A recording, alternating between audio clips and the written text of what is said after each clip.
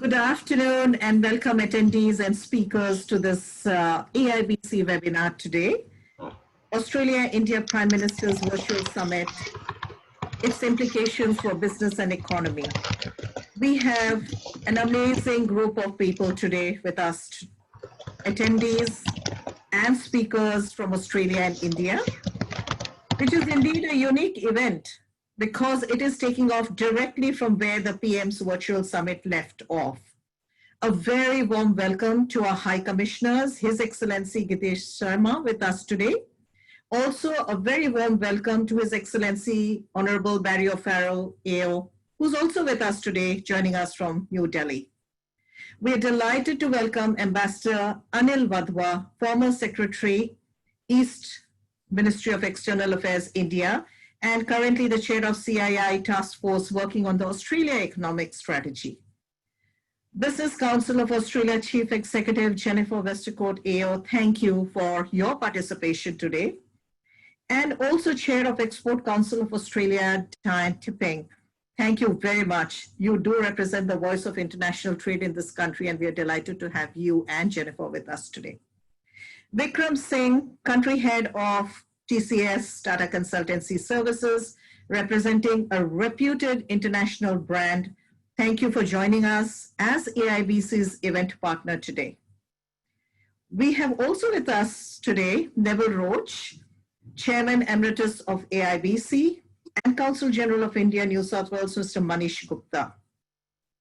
I'm also given to understand just a minute ago, just bear with me for a quick minute, but we do have the Consul General of India from Perth.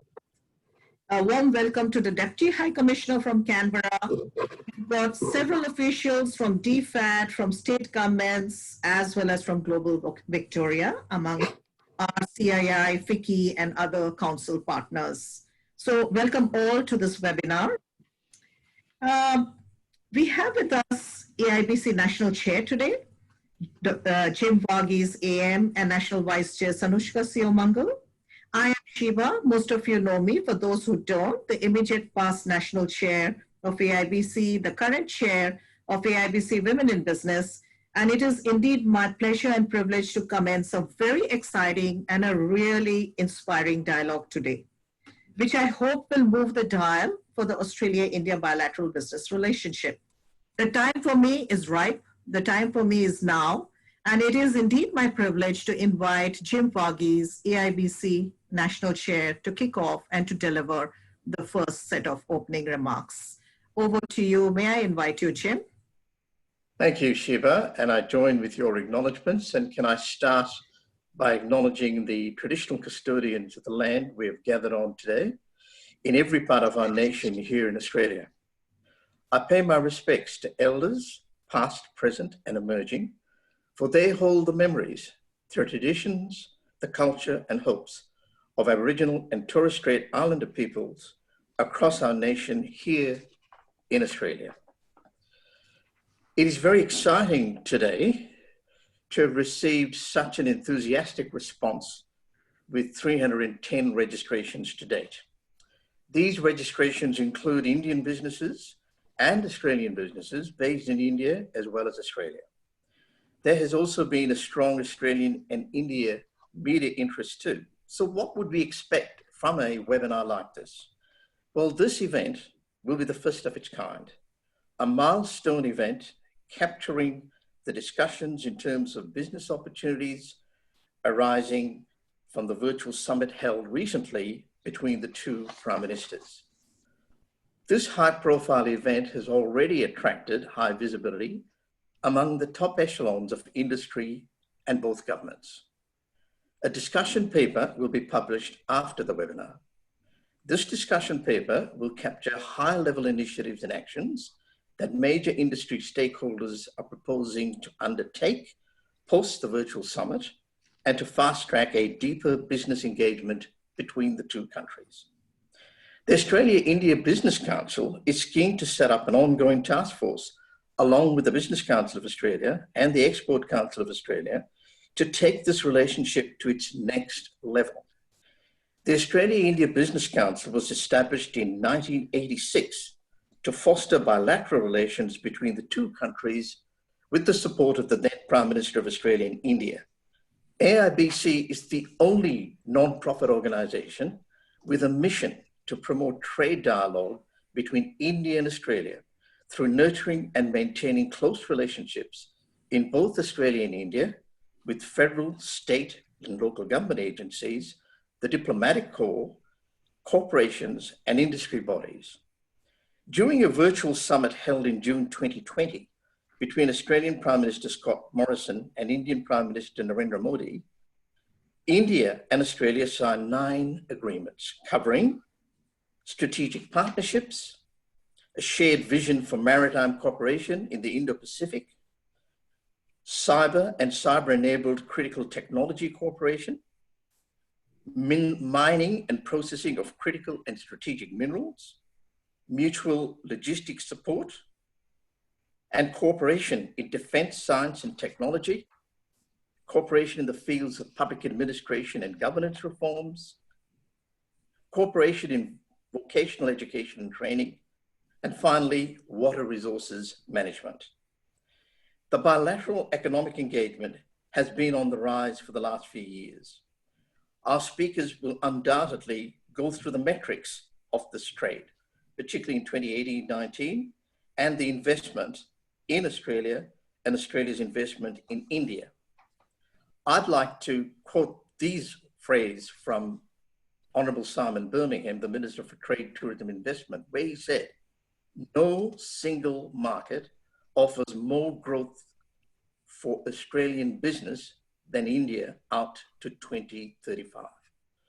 This webinar will be a follow-up in terms of business sentiments about the relationship from the various industry stakeholders. For example, the Indian government could highlight the government's commitment and any special initiatives being undertaken as a follow-up to the summit. The Australian government could highlight the Australian commitment to jumpstart the relationship after the summit. The Business Council of Australia could capture the sentiments of Australian businesses and corporates and how the Council could assist in Australian businesses more engaged with India, as well as providing practical insights for Indian businesses wanting to expand to Australia. The Export Council of Australia could highlight the opportunities for Australian businesses, both in terms of imports and export potential.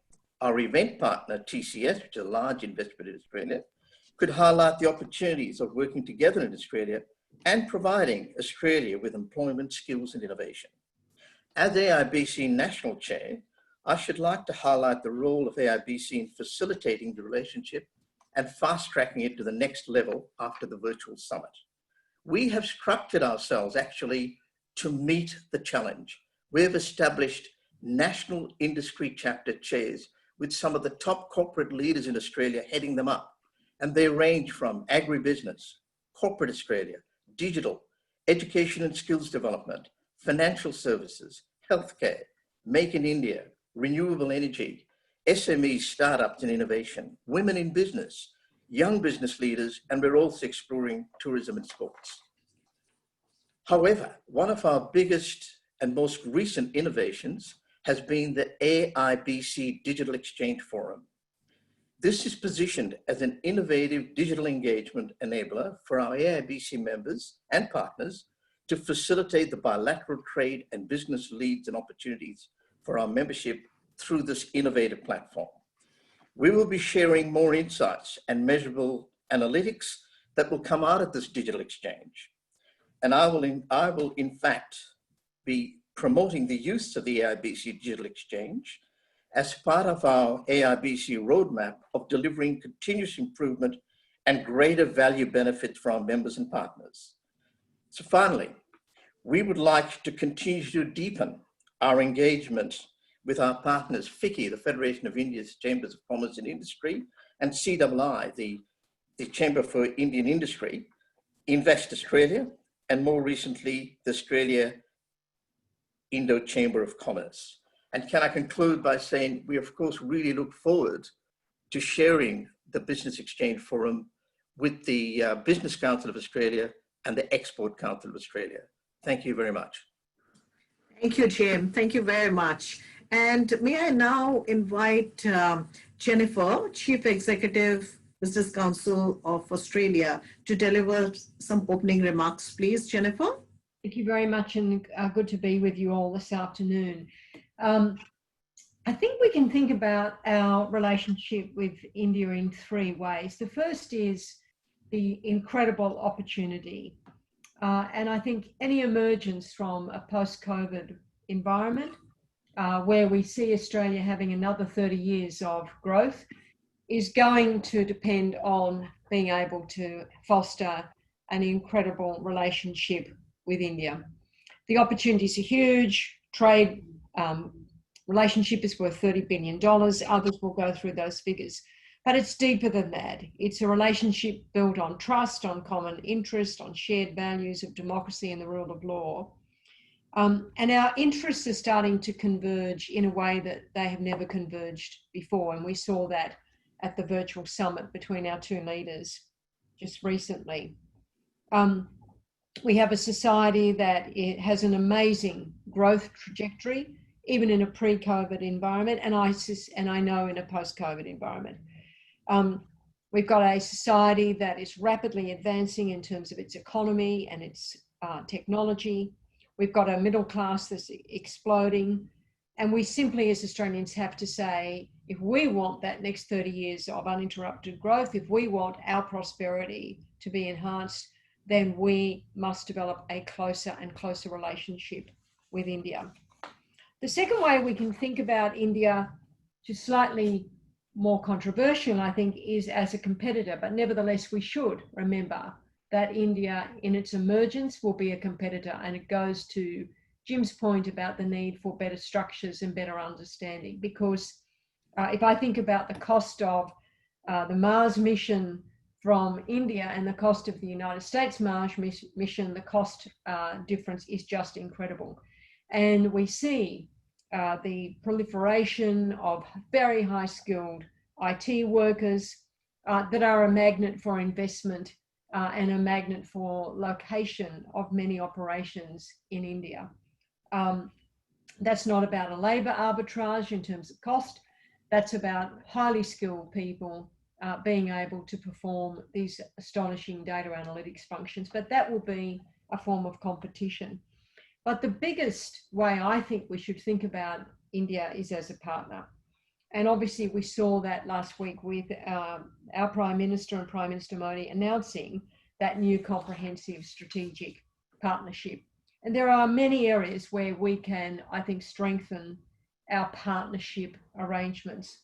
The first is through trade. And we must always remember that trade with India is not about not trading with China, it's and not a replacement. And unfortunately, whenever we have these conversations, it becomes a sort of either or versus an and conversation. So I think wanting to make a very important anchor point on this question of the and versus the substitute. And there are enormous opportunities for trade in services, in resources and energy, in agribusiness, in education, as Jim said, particularly in the vet sector, which I think we've really undercooked in terms of mutual opportunities for the two countries, in health, in financial services, in infrastructure and science. And so we strongly support the re-engagement on a bilateral comprehensive economic cooperation agreement. There's also, though, broader partnerships around cyber, around the digital economy, around emerging technologies, around things like low emissions technologies, where we can partner together to make our respective countries even stronger. And we have to, as both countries, start to think about that long view of the world, about how do we work together to foster a better world, not just think about our relationship in terms of trade, because we can be together an important force to reinforce the values of democracy and open societies, the values of rule of law, the values of collaborative research and development, and most importantly, the value of free trade, where we will, I think, see post-COVID or during, as we come out of this or as we go through this crisis, a continuing discussion about globalization. Our two countries can stand as leaders to say that this, if done properly, can lift the living standards of people across the world. So that's why I think it's very important today that we think about what are the right structures for engagement, to Jim's question, which I particularly agree with. And there are many models that we can look at. The Australian New Zealand Leadership Forum is an excellent model. The one comment I would make is that we need something that has a permanent, continuous and conspicuous structure, that people know where to go, people understand that's the body where we can solve problems, that's the body that can start to progress some of the things we've talked about. So we can bring businesses large and small together, we can bring academic institutions together, and of course we can work with government to foster that on an even stronger basis. So the opportunity is all there. And to your point, Sheba, there has never been a more important time to lock that relationship down and realize its full potential, because it is not just the benefit of our mutual countries, it is to the benefit of every single person on the planet. Yeah. Thank you so much, Jennifer. Really appreciate those opening remarks, because I really love the fact that you said both these countries can become leaders in lifting the common man's lifestyle and common man's aspirations. I think that's what it's all really about at the end of the day.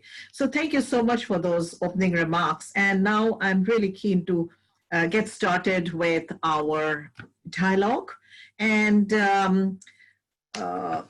now, with starting off the dialogue, maybe I might invite His Excellency High Commissioner of India to Australia, Mr. Gitesh Sarma.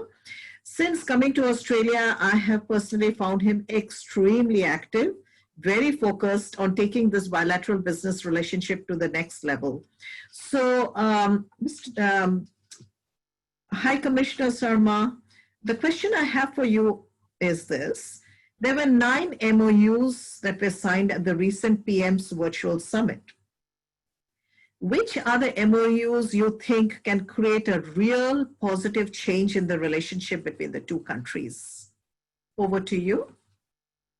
Thank you, Sheba. And I take the liberty of starting off really by thanking AIBC for this wonderful initiative, keeping the focus on the results of the summit and the positive things that have been happening.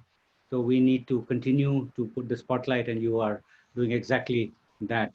As far as the virtual summit is concerned and the series of documents, I think the answer is actually quite simple, and that is the CSP. Because instead of talking of individual, items in that list, I would say that one single comprehensive document, the CSP, that covers the the new flavor to our relationship. In 10 years to move from a strategic partnership to a comprehensive strategic partnership, that's quite amazing, not to be underestimated. And simply even the terminology is very important. Comprehensive means there is no limit to any subject. Nothing is taboo. I believe our relations have matured to that extent. If there is any message to business, nothing is taboo.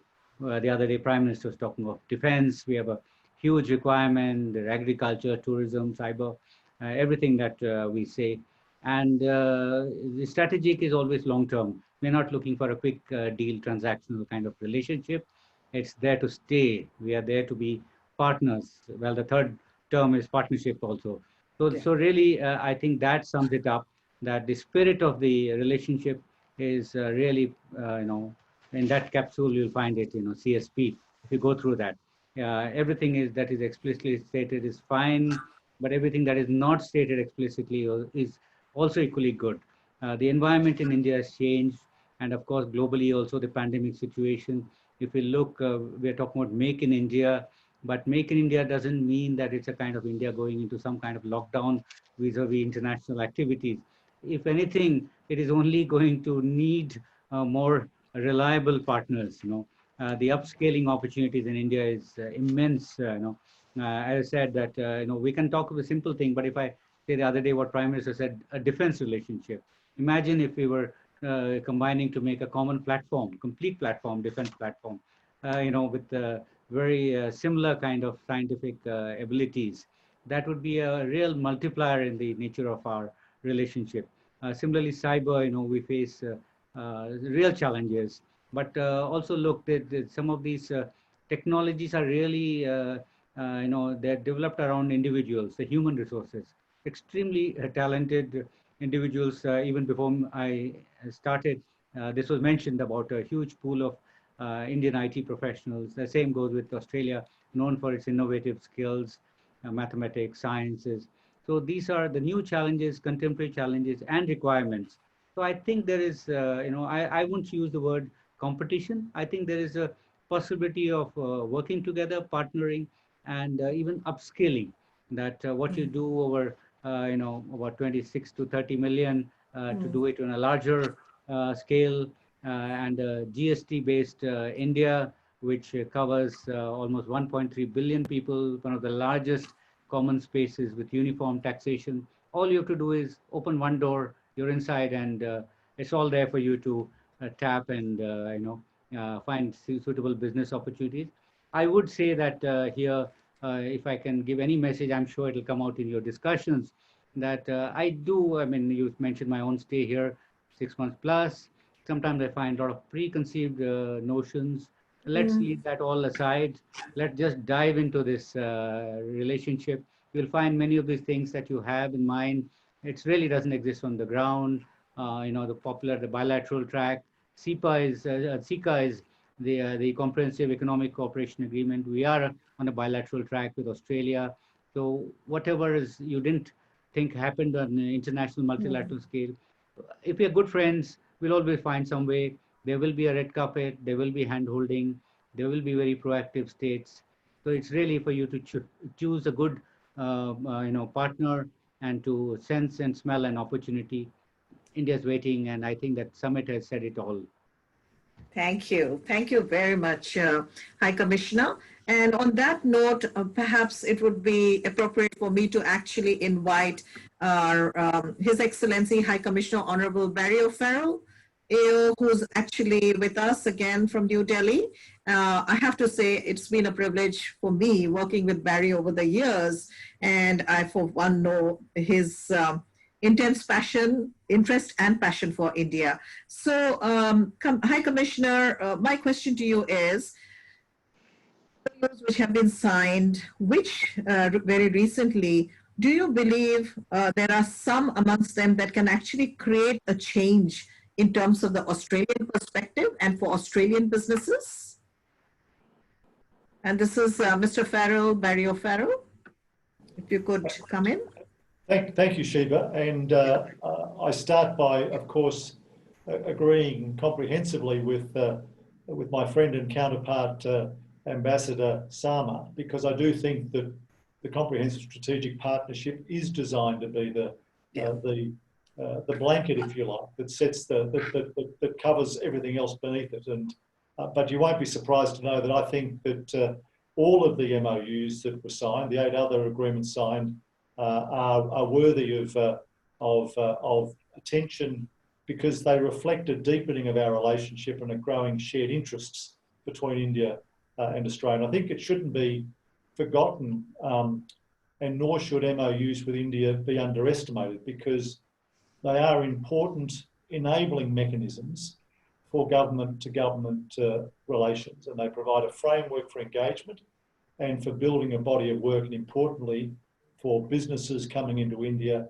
they help open doors. But if I was to be asked to choose amongst the other agreements, which, like our children, are equally loved, I might perhaps choose the following 3, which is, I was particularly pleased with the MOU on critical minerals. Australia, with its abundant reserves, and I'm thinking of lithium, I'm thinking of cobalt, is in a position to support India's efforts to move to new areas of manufacturing, including electric vehicles and electric batteries. Another one, of course, is the MOU on water, because both of our countries have diverse climates and face situations of extreme water scarcity and surplus at various times. And we have a lot to learn from each other, and we have a lot that we can share with each other. And I know Michelle Wade, the Victorian representative in India, is on this webinar. And of course, there's companies in Victoria already doing work in India to advance that relationship. And of course, Australia has a strong vocational skills education sector. And as Jennifer has mentioned, the MOU on vocational education and training will support efforts to share expertise and support India's incredibly large ambitions to increase skills and create jobs in that country. Thank you. Thank you so much, High Commissioner. And I might like to now move on to Ambassador Wadhwa. And again, it was amazing the way I met Ambassador Wadhwa, which was the time when Prime Minister Modi actually visited Australia. And he was with him as the Secretary East MEA India. And we actually worked quite closely with him in terms of hosting PM Modi. Again, we know that he's extremely passionate about this relationship and leading something which we're all waiting for, which is the Australia Economic Strategy. So Ambassador Wadhwa, Vishal, you might have Ambassador Wadhwa in there. So the question for Ambassador Wadhwa is, you're finalizing the Australia Economic Strategy, a response to the economic, which is in response basically to the India Economic Strategy to 2035. What would be the opportunities that Australian businesses could benefit from in engaging with India? Well, thank you very much, Shiba, it's a pleasure to be here. I'd like to start off by saying that the Australia Economic Strategy report, which we have revised in large parts because of the COVID-19 pandemic, and now is finally waiting for final government approval. And this report identifies a number of key opportunities between India and Australia in 20 different areas. Businesses, now that you ask, I know that 5 minutes is too short a time, but let me just pick about a dozen sectors where opportunities have been identified in this report. First, as High Commissioner Barry O'Farrell pointed out, Australia has reserves of 21 out of the 49 minerals for India's critical mineral strategy, as well as for India's e-mobility program. And tie-ups in supply of lithium and rare earths in coal, copper, aluminium, cobalt, nickel, potash, they're all promising. And collaborations in mining equipment, in safety, technology are related fields. Australian companies are already manufacturing in India for Australian standards and use, as well as for exports. You have lithium-ion batteries, storage solutions, and processing. They're all good opportunities, and India has a shortage of skilled mining professionals, and Australia is ideally placed to fill this gap. Also, I'd like to add here that Australian LNG companies should now look at exports to our eastern seaboard in India, where they will become competitive due to new ports and distribution infrastructure, which is being developed by India. The second issue I wanted to talk about was defense and space, which is a new area. So joint manufacture for the Indian and Australian markets has emerged as a very promising area. And possible collaborations include sensors, underwater technologies, laser and hypersonic technologies, also satellite parts and equipment, and cooperation in shipbuilding between Indian shipyards and Australian shipbuilding industries. The third issue I'd like to point out is on vocational training and education. We have a large population, young population in India, and there's a target of training 400 million people by 2022. So that has thrown open a host of opportunities for the Australian vocational education in areas such as enhancement of training curriculum, aligning the Indian accreditation assessment to global standards, and also improving trainer quality. And Australian universities, of course, should look at setting up educational campuses, including sports universities in India, something which was identified by the two leaders again. Fourthly, in healthcare, the COVID-19 pandemic has highlighted the urgency for scientific collaboration in research and development, and also manufacturing equipment and identifying treatments to face the global health emergencies. So India and Australia now have identified the need to develop vaccines, personal protective equipment, ventilators, etc. So Indian companies can conduct economical clinical trials for Australian companies as well here in India. Australian hospitals have enormous opportunities in hospital governance, in trauma care, in mental health, cancer research, and aged care. Again, Australian medical devices companies can use India's low-cost manufacturing capabilities to either cater to Australian requirements or for exports to global markets. Australian healthcare providers are already using India as a base for medical coding and data analytics, and this we brought out in the report as well. So there is scope for Australian companies in developing training programs there for nurses and allied medical staff, again for the healthcare sector. Fifthly, in technology and services field, Australia has announced a massive investment in cybersecurity in the country. India has a large tech resource pool in cloud, in automation, visualization, IoT, data analytics, cybersecurity, which is complementary to Australian requirements. India provides also a very conducive environment for Australian companies to set up their fintech collaborations as well as global innovation centers. And Australian companies in the field of SME lending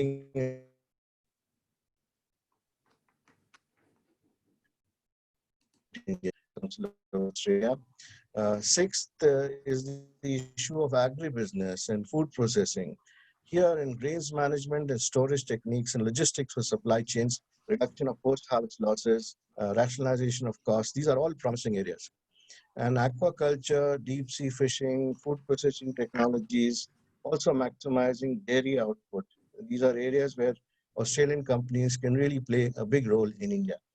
Size of the imported food category in India has reached $5.5 billion today. There is need for local manufacture now in the market.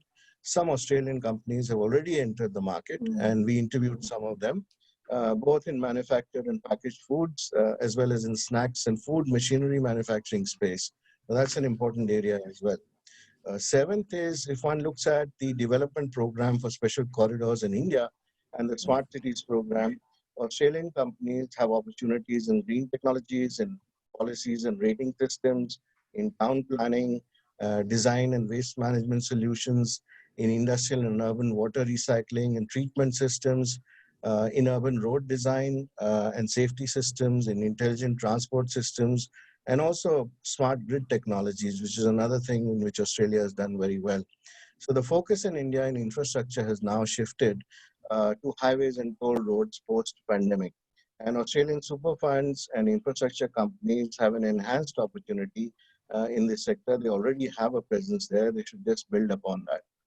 Eighth is the online education technologies. Now, they've seen a 60% jump in India post-pandemic. And India and Australia can collaborate to integrate e-learning solutions into existing curricula and in enabling teachers to develop online curricula.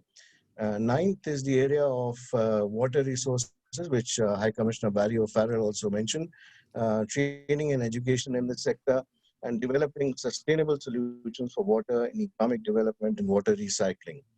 10th is the issue of Australian long haulage in railways. So companies like Horizon are transporting more than 250 million tons of commodities, and India requires heavy haulage, large-scale supply chain solutions, and also the related rail designs as well as maintenance solutions along with signaling and safety. So once again, Australian companies can play a big role here. 11th is the Australian companies specializing in sports equipment and technology, in training and analytics. They can look for tie-ups in the growing sports market in India, which is currently at 0.8 billion US dollars. And finally, India offers a very good base for Australian companies for a low-cost textile manufacturing and development of a wide variety of textile designs. So there are many more areas, but I'll stop there in the interest of time. Thank you. Thank you. Thank you, Ambassador Wadhwa. And you would be pleased to know that we actually have a chapter which is Make in India. And we do believe that it's not just about domestic consumption in India, but Australian companies actually have the opportunity to make in India and then export across the world. So thank you for sharing your ideas with us. And I may now move on for a question for Jennifer. So Jennifer, if you remember, we had met first time when PM Modi was here, and we were chatting about how the Australian businesses are, and they had been very lukewarm till then. And this is by no means your view, but generally I felt they were pretty lukewarm when doing business with India. Do you feel much has changed? What is the perception of your members towards the recently held virtual summit? And how important is India in today's economic context for all these Australian businesses who are your members? So over to you. I think the Prime Minister's, your Prime Minister Modi's visit was quite transformative in terms of business really understanding the opportunity that India presented. I don't think there's a single company that doesn't understand that opportunity. And just that list of opportunities that we just went through a second ago, I think really amplifies that. But I think the question, I think, for Australian companies is to take a much broader role. And that was something that Prime Minister Modi at that meeting that you and I were at, I think really emphasised to Australian companies that it's not just a resources and oil and gas play, that there are tremendous opportunities that we've just heard about. And so I think the challenge for Australian companies is to start to think about that more broadly and to think about those opportunities for collaboration, which you can then scale and obviously create bigger markets and bigger opportunities. I think what summits like this, like we're doing today, this sort of webinar, is important that we start to develop capabilities. I think Australian companies are starting to think about how do we develop broader Asia capabilities versus just capabilities to deal in the Chinese context. There is a huge opportunity that comes from skilled migration. Now, obviously, that's going to be more complex in a COVID environment. But I do feel that many Australian companies see the incredible value of skilled migration, of the skilled workforce that India has to offer, and of course of these opportunities to partner with Indian companies. Where I think we've got to take the relationship further is the structures for that collaboration, the structures that allow company by company ongoing dialogue around some of those partnership opportunities we talked about, but also, and this is something I think for the High Commissioners potentially, is what is the kind of right structure to assist companies to enter the Indian market? What is the role of Austrade? What's the coordinating function? And we, as part of our Asia task force and as part of our work with the Asia Society, released a report on how business should think about doing business in the broader Asian context. And this issue of coordination came up very much amongst our members. And what is the right coordination for both inbound and outbound investment?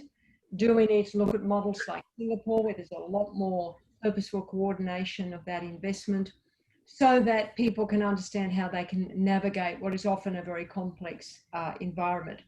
So I think long and the short of it is everyone understands the opportunity. Some sectors are more mature in their relationships. The question, I think, becomes how do we organise ourselves as a business community, but how do we organise government so that those agreements that have been reached can really be maximised? Thank you so much, Jennifer. That I think was really good. And, you've just highlighted something which is really important, which is really that coordination and how does one really get to understand where to go, who's going to help me. And I think one or two of the questions that will be coming up actually is going to throw some more light on that. And thank you for sharing your views. And there's no question that the dial has started moving. And we really look forward to you guiding your members to move the dial a little bit faster. And I might now invite the Chair of Export Council of Australia, Dianne Tipping. And Dianne, your role in driving international trade is absolutely legendary and renowned. It would be terrific if you could give us some idea in terms of, let's put it, my question to you would be, Australian importers have a strong relationship with China and a few other countries, with India lagging far behind. do you think there is a shift in that dial, or there's going to be a shift in that dial? Are Australian businesses really looking at India? What are the opportunities in terms of exports as well as imports to and from India? Over to you, Dianne. Thank you, Sheba. I'm sure I'm not muted yet. Thank you, Sheba. Thank you for the wonderful invitation to participate today in the webinar. I think that quite a lot of the previous speakers have spoken quite strongly about the opportunities in India, and I think Jennifer has also mentioned that you know, we do need to broaden our horizons. We do need to look at many different opportunities for Australia to continue exporting. One of the things that COVID-19 has emphasised very strongly is the global supply chain, and regardless of any thoughts about any different countries, we need to be very risk considerate when we look at how we manage our Australian trade prospects going forward. I think we have not taken up the challenge with India strongly enough in the past, but the 9 MOUs that have been signed recently are very strongly aligned with a lot of things that Australian exporters are very good at. And I mean, I can just talk about a few of them: the security aspects, the cyber security, the public administration and governance, the vet education system, the logistics areas, and water resources, just to name a couple of the points taken out of those 9 MOUs. And based on that, I'd like to suggest that you know, the opportunities for Australian exporters into India, and I'll talk about the import opportunities after that, but the opportunities are primarily going to be in the services sector. And that includes the traditional services sector, such as tourism and education. We've had a very good relationship with India in the past on those things, and we should continue to develop that. Everyone loves cricket and tourism and different things, and it's a wonderful opportunity for our two countries to really, you know, amalgamate and become stronger again. But taking aside those traditional opportunities, there are some really good niche areas that we should be considering as well. The Indian government and industry bodies have been making significant efforts in trade facilitation over the past few years, but could probably, as any country could, would benefit from some private sector legal and IT related support in those areas, such as, and I'm really digging down now into areas like customs procedures, looking at consistent interpretation of and application of tariffs and duties. We have a very strong customs system in Australia, and that opportunity to have a number of specialists in that area do training and building up capability in India, which has, you know, many ports and many custom systems and areas that could use that service, I'm sure.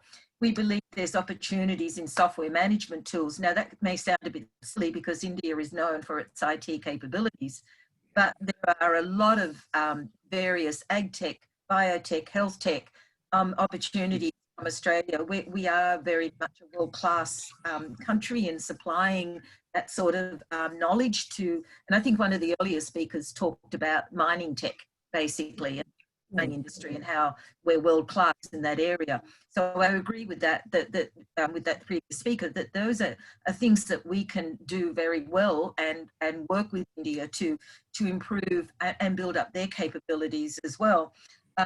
Greater efficiency in helping with maybe the port areas. We're very world class in Australia as well with our port systems, how export works, administrators and border agencies. So that's one area. Logistics, so another area that we're very good at in Australia, and I think could be quite beneficial, is the information on how that last mile works in the logistics. And I think that it's a very large system over in India, having seen some of it myself, but some of that last mile, if you like, does not work as well as perhaps it could. And I think we have some great systems in Australia that would work in that. So again, I'm talking IT and services. The the other areas that I would be looking at would be initiatives on cybersecurity, security systems. We also have the opportunity in Australia from an import perspective to look at sourcing more textiles for value adding in Australia, or using India more for value adding. There's a lot of opportunities here. Some Indian firms have already established, many Indian firms have established offices in Australia. I think that there's a lot of use in thinking about some joint ventures, both in India and Australia. I think that we have the opportunity to look at things like simple things like graphic design services, and how to promote those sorts of things as an opportunity in Sri Lanka, not Sri Lanka, sorry, India. The opportunity to look at animation in films, that sort of thing. You know, I know that India has a really great film industry, but there's a lot of things we do very well in Australia in the film industry as well. It could be joint communication and assistance on those two areas of collaboration. So I think fintech, someone else mentioned in fintech, I think fintech could be a valuable assistance in Australian firms going in India. There's a lot of microfinance areas that could fill gaps and do so much, you know, to help Indian companies themselves cater for financing of small but growing firms. So trade finance, those sorts of things. I think whilst we worry about security issues all around the world at the moment, I think there's a lot of prospects for the wider defence-related products between our two nations as well. I think we have a great opportunity as, you know, India is a growing power, and Australia would be quite remiss not to be engaged with India even more, and to ensure that we work with India very strongly on mutual cooperation and mutual trade agreements and relationships. Thank you. Thank you so much, Dianne. That was really good. And you really did sum up quite a few opportunities, even for Indians who could be interested in coming to Australia and do more. So thank you for that. I might now actually invite our event partner, Tata Consultancy Services, TCS, Australia and New Zealand country head, Vikram, to please come over. Just very quickly to introduce Vikram and TCS. Tata Consultancy is an IT services, consulting, and a business solutions organization. And they have been partnering with many of the world's largest businesses in their transformation journey over the past 50 years. So TCS has over almost 500,000, 446,000 of the world's best trained consultants in over 46 countries. And it is built on its people and philosophy, which is really purpose is the new technology.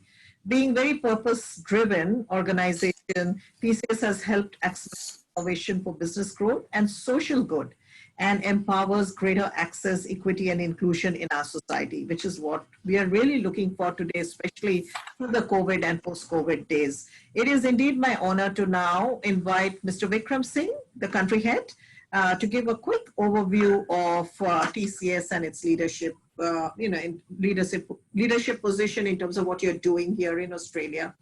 Vikram. Sure.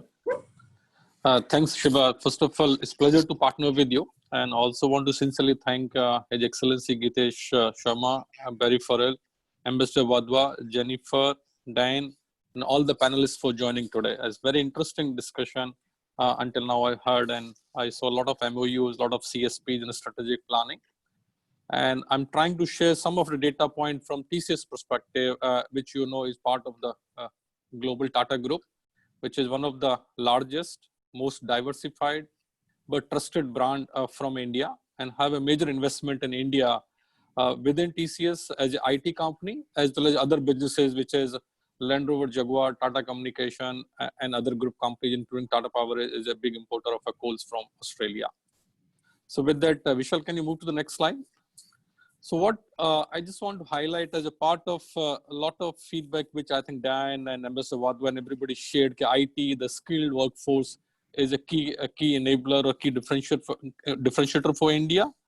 And what we are seeing in a COVID time, if I see today, based on our experience working with the global companies and our customers and our partners, we are seeing a significant change where as a nation, as an economy, and as a kind of a society, people are moving toward move towards self-reliance, and which primarily reflect with respect to building a nationalism around either manufacturing, like India is embarking on Make in India, or China is embarking having a local consumption, and completely a disruptive supply chain.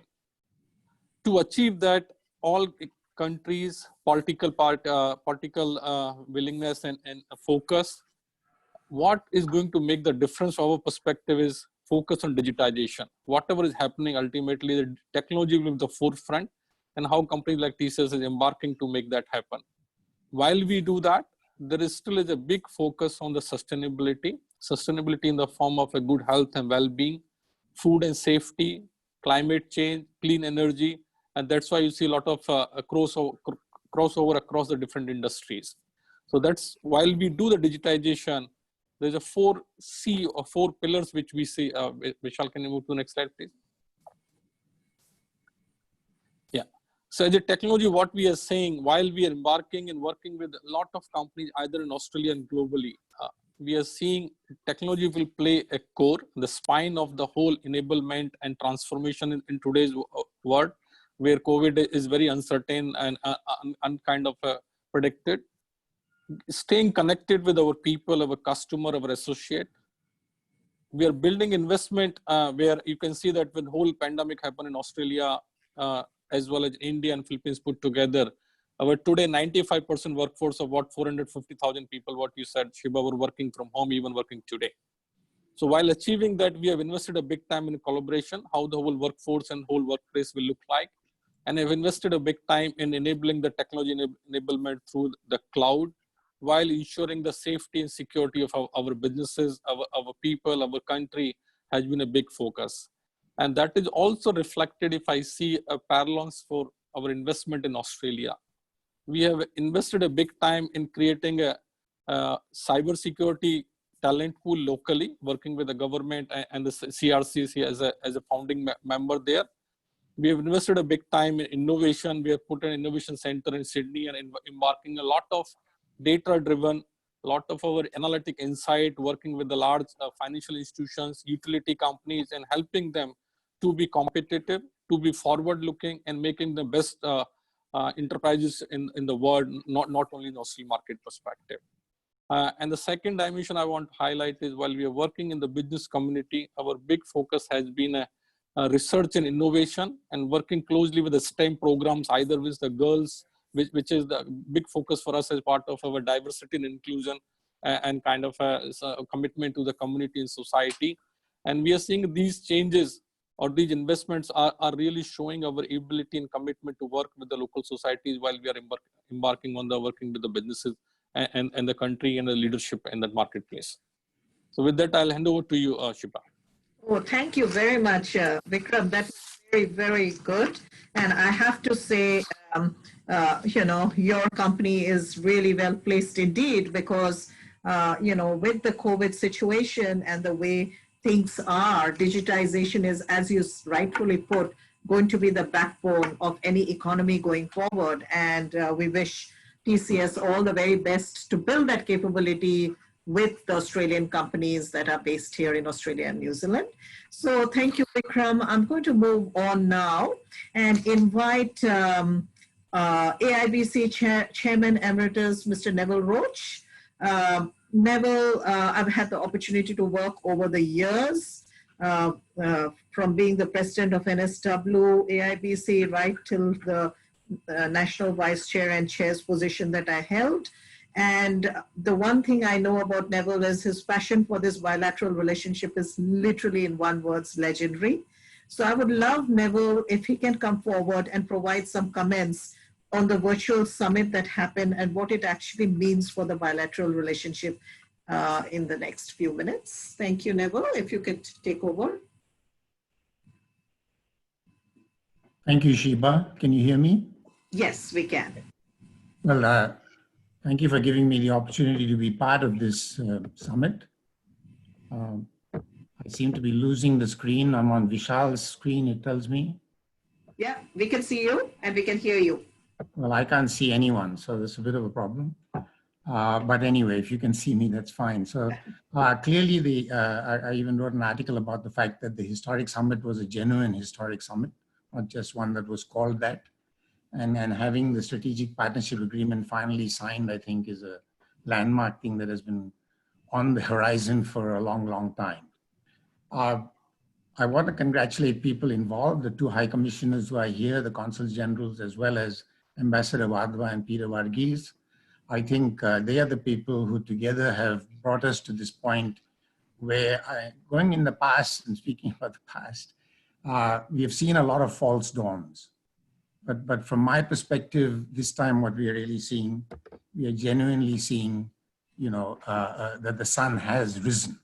And so the challenge now for us is to take advantage of the sunlight and really do something.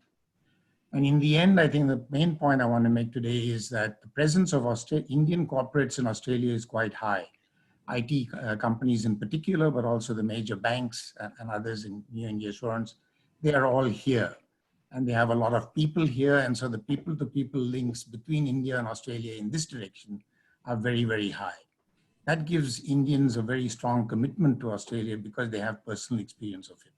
If you look in the other direction, however, there is very little corporate presence of Australian corporates in India. And unless that happens, I don't believe the relationship, it will be a trading relationship, but not one where we are immersed in each other's economies. And for that, I have to say that I'm delighted to see Jennifer Westacott here, because clearly it is Jennifer and her members, the members of the Business Council of Australia, that are the ones who are going to make the difference. So Jennifer, I mean, I'm really delighted that you are here, but I really believe that we want to see your members and then members at the highest levels. We're talking about board members, chief executives, presidents, and so on, actually take an interest in India. Otherwise, the long-term commitment will never happen. And I believe the main reason for this is there is very little knowledge of India at the top in Australia. And that has to change. Now, the only way to get to know India is to go there. And unless our corporates go there and go there regularly and see what India is like and decide to go there and stay there, it won't happen. So one suggestion I have to make, perhaps the key suggestion, there is a wonderful program that was set up here called the New Colombo Plan, which involves young Australian undergraduates and graduates to go to India for a month, 6 weeks. Tata Consultancy Services is a big user of that program. And what happens to those people when they go to India and when they come back, their ideas of India are positive and changed. They're really impressed. I would love to see a program which AIBC could help and BCA could help set up for young high flyers in Australia, people in their 30s, people who are going to be the future CEOs and chairmen of companies. If we could have a New Colombo Plan program that takes them to India for 1 month, 6 weeks, it has to be a reasonable long stay where they work with Indian corporates, like companies like Tata Consultancy Services and so on, then that personal experience of India, I think, will make a big difference to their attitude to doing business in India, going to India and staying in India. Because that's the one thing that Australian corporates haven't done. Many of them, apart from Macquarie Bank and Lynn Fox, the biggest exception, there's been going there and then giving up and coming back. India is not a place for the short term. India is a place for the long term. But the rewards for those who commit, I think, are going to be phenomenal. So thank you very much for giving me this opportunity to say a few words. Thank you so much, Neville. And for the sake of time, I might just move very quickly now and invite our Consul General of India, Sydney, Mr. Manish Gupta.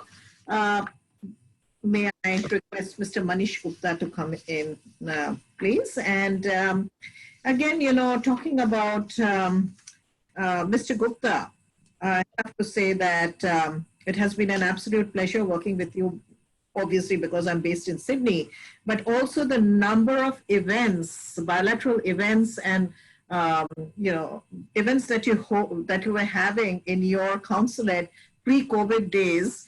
I had my husband telling me, looks like that's your second home.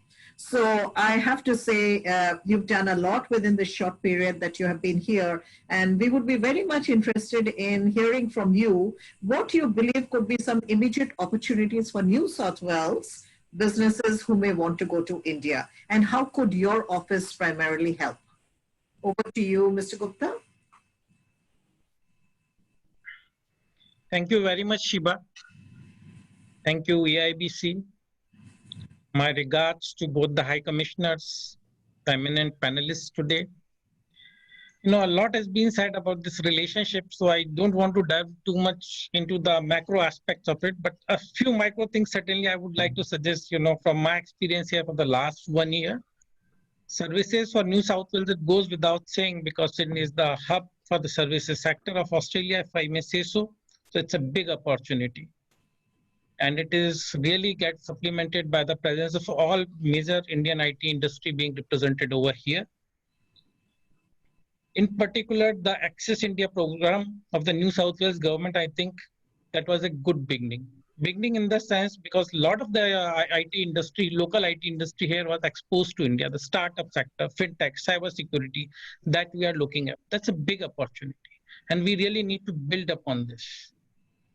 Secondly, health, and the sectors I'm mentioning it because these are the sectors, these are also part of the NSW global strategy. So obviously we have the complementarities where both these countries we can share and we can derive benefits from each other experience. Health is another big area. Presence, strengths of Indian pharma industries are well known. A lot has been always said about the research, clinical trials that can happen. But what is more important is the thing is for the Australian industry to recognize, you know, the speed and scale in which the Indian pharma industry can respond to the challenge. Even for instance, for right now, whether we talk about the remdesivir or we talk about the itolizumab, they are already under generic production in India. The bulk of the vaccine manufacturing capacity is there in India. So these are big opportunities, you know, for the research is going on here. If you want to commercialize it, that's a big thing that we can do. Defense and space, I think, is another big area of cooperation, especially in the MSME sector. Space India is far, far advanced, but since we have opened it for the private sector, it provides a big opportunity. Then coming to the smart and advanced manufacturing that the New South Wales global strategy is predicated upon. As the Western Sydney Erythropolis comes up in the next few years, and there are big ideas, probably we both countries can benefit a lot when it comes to New South Wales. These are the niche areas, but value addition, I think, for the Australian industry is the key, where they can benefit from the Indian market. They can invest in India. Agrotech, again, India has taken big reforms in the last few weeks. The sector has been deregulated. So certainly there's a big opportunity now to invest in the food parks that are being offered. And as far as we in the consulate are concerned, we can assist you putting in touch with all the right stakeholders. AIBC is there, the Indian business chambers are over there, the New South Wales Business Chamber is also there. I'm really happy. Business Council of Australia is also joining our discussions today. So certainly we can take the relationship forward based on that. Thank you. Thank you so much, Consul General Mr. Gupta.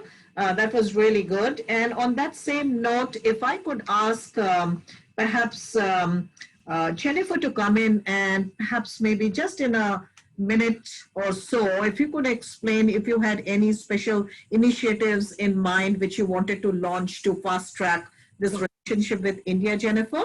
No, very happy to. And can I just say in response to the Consul General, I chair the Erythropolis Authority and we're very keen to work with major Indian corporations to have them invest in this incredibly exciting part of Sydney and Australia. And this week we announced that the CSIRO will make its Sydney base. It will be our anchor tenant at the Erythropolis, and really keen to pursue that conversation.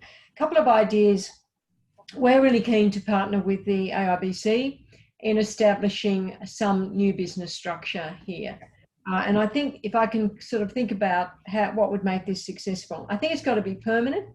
Yeah. It's got to be continuous, and I think it's got to be obvious to everyone that's where we go to get things solved. That's where we go to get to Neville's point, that understanding of India, so that we can get more Australian companies going there. I think that's our challenge.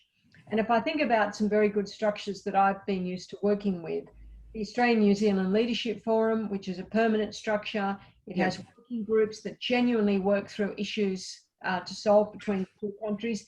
For example, it's the group that's working through the Trans-Tasman tourist bubble, the travel bubble, as part of, you know, if there's any way of getting travel to go again between the two countries. But my point about that example is that everyone went straight to that forum to say, how do we solve this? And we need something like that that says, how do we lift the horizons of Australian companies? How do we help them? How do we get them in? And certainly, you know, subject to travel restrictions being lifted at some point, I'm very keen to lead, to your point, Neville, a delegation of very senior companies there. But I think having that, it's one thing to go once, but to your point, you've got to play a long game here. And the beauty of that New Zealand forum structure is that they've got working groups, they work through these issues, and then every year they meet in either Australia or in New Zealand, and the two prime ministers overwhelmingly attend. And you get very senior people there, and there's this sense of this constant dialogue, problem solving, understanding. I think that's the sort of stuff, Sheba, we need to be thinking about if we really want to take the relationship forward. Thank you, Jennifer. And I think we've been kind of having a dialogue with your office along the same lines. And I think we will definitely be picking this up offline and seeing how we can work together to really take it to the next level now with corporate Australia, which we really need to do. And for the sake of time, I feel that I might need to kind of wind up here for the formal proceedings and get some question and answers happening. But before I do that, I was just wondering, Sanushka, did you want to make a quick comment? Sanushka is a national vice chair. I've worked with Sanushka over the years. She was part of my chair Women in Business team. She was one of the co-founders of the Australia-India Youth Leadership Dialogue. So Sanushka, just a very quick comment from you before we start the Q&A. Oh, thanks, Shiva. No, and definitely, I think we should be allowing more time for people to ask questions. It's been very, very engaging. I mean, it's good to see that there's been, you know, there's so much more traction now, but it would be even better, I guess, once we're able to actually see some activity coming out of this and some outcomes. And I think if each of us is as engaged, and certainly the AIBC is very well positioned to be able to assist and lead and facilitate. And so we certainly look forward to advancing that part of the relationship for us. Thanks. Thank you so much, Sanushka. And, before I start the Q&A, I just think it's in order for me to formally thank all the speakers, our event partners, and there is a team behind any good seminar, and this is by far one of the most successful webinars we've had. And I would like to thank the team, which includes the National Secretariat, Wendy, we have Vishal there. Many of you have already met them. We've got Irfan and Satyarth. Irfan is a chair of startups and technology. Satyarth is our national advisor on digital. We've also got two folks, my colleagues from my office, who've been very helpful in this whole process, which is Aman for the creative side of the support he's lent, and my PR guru, who's Katrina Hall. So thank you, everyone. And I also would like to acknowledge, I've just seen the attendees, and I realized that one of our former chairs have also logged in, and that's Mr. Deepen Rugani. So that's great to have him here also. So I might now just move on very quickly to the question and answers. So who's coming in? Irfan, Satya, did you all want to bring up the questions? Happy to. You can bring it up on the screen if you want to.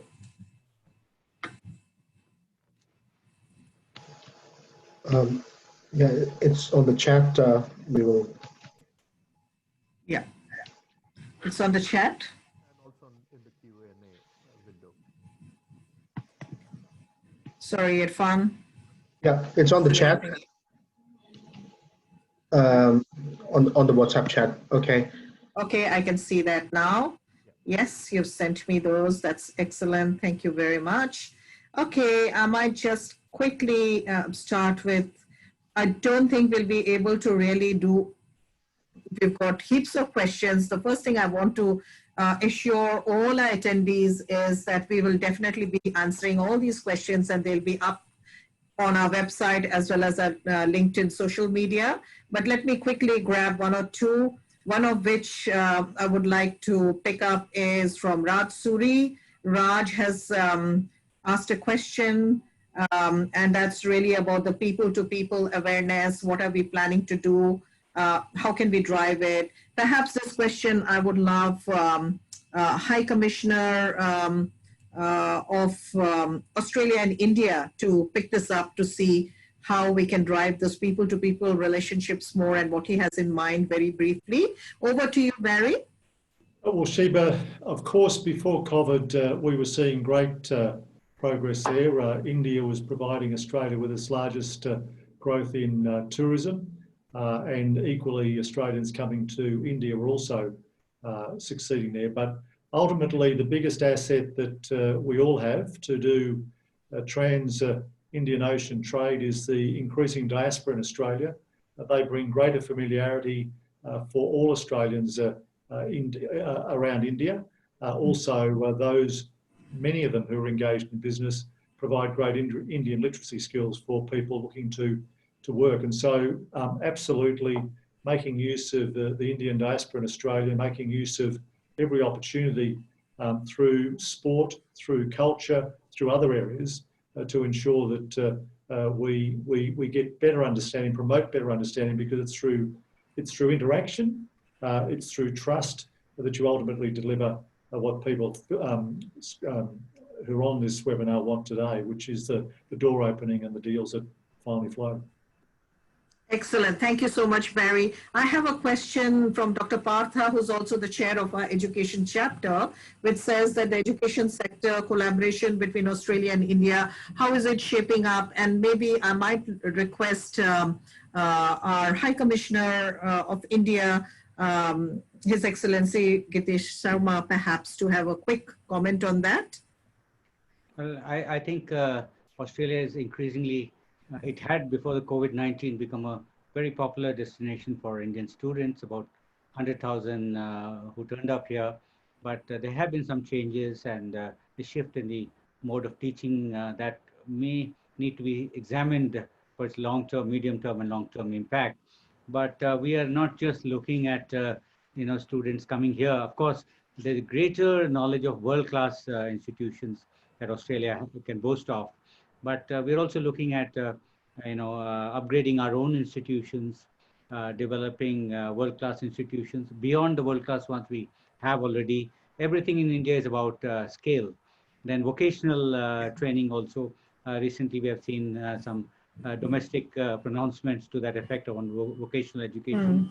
But India would be very interested in working with Australia and upskilling, our own people's abilities, capabilities. So I think there's a lot of synergies. I think many of our higher education textbooks and material is in English language. So I think automatically, at least science and mathematics, some of these subjects, it should be very easy to work with each other. And indeed, there is a strong interest in working with, partnering with Australia on a long-term basis. Excellent. Thank you so much. For the sake of time, I'm going to just very quickly refer to one question which Natasha Jha-Bhaskar had sent through, and how is BCA going to drive and create a positive India engagement forum? Natasha, you'll be happy that Jennifer has already answered that question, and we are looking at setting up something more permanently in collaboration with AIBC to see how we can really help those businesses to take this forward. There's one very quick question which I'd like to end with, and that is from Richard Jeffries. High-level value manufacturing SMEs account for 56% of Aussie production, but with much untapped potential. Where could a possible Indian quantum of SME activity fit into this? If Ambassador Wadhwa is there, maybe you might want to quickly, speak briefly about, the SME segment and the opportunities there for collaboration between the two countries. So Shiva, very quickly, I'd like to say that, just in mid-May this year, the Indian Finance Minister has announced a slew of reforms. The SME sector was a prominent sector over there in which a lot of credit has been freed up for the SME sector. And at the same time, a number of incentives have been unveiled because the government thought that due to COVID, this was the sector which will take a very big hit. And given the fact that it's quite prevalent in India as well, that will be important to shore this up. Going from there, I think, the activities of SMEs have been pushed in across the board it's ranging from defense to private participation in the sectors that were so far reserved for the public sector undertakings. The encouragement now is to make sure that they are able to participate as much as possible in finding solutions to various sectors. So that includes renewable energy storage solutions that we need. This smart meter campaign, for example, in our energy sector, and also in terms of education in edutech and medtech, which have emerged now as the primary focus areas during the pandemic. And of course, the emphasis which has been laid on manufacturing of protection equipment and also pharmaceuticals in the light of the pandemic, things like sanitizers, masks, gloves, etc. This is all being done primarily by the SME sector in India right now, and they've scaled it up tremendously in a very short period of time. So I think the opportunities have opened up in that sector, and Australian companies can take advantage of that. Thank you so much, Ambassador Wadhwa. And from all the rest of the questions that I'm just glancing through, it's amazing. It looks like our speakers actually read the minds of our attendees, because pretty much every single question that I can see has been answered by our speakers, which obviously speaks volumes of the quality of inputs that we have received from all of you speakers today. A very big thank you from Australia-India Business Council. We are 4 minutes over the time. We don't want to be late. I know that all of you need to get back to your meetings and other engagements. So on behalf of the National Chair, the National Vice Chair, as well as Business Council, a very big thank you to all our speakers, to our event partner, to the Secretariat, and all the help that we had. We'll continue this dialogue, and there's no question flowing on from there. As Jim said, there's going to be a white paper. There are going to be some definitive actions that we're going to be pulling together, creating a task force between the ECA, the BCA, and AIBC, and we will be inviting inputs from Government of Australia, Government of India, Ambassador Wadhwa, yourself, and others from India, in order to really take this relationship forward. Thank you once again, and goodbye to everyone. And thank you, attendees. You guys have been absolutely brilliant, and we really look forward to having more such. Thank you. Thank you. Thank you. Thank you, everyone. Thank you. Thanks, Shiva. Bye. Bye.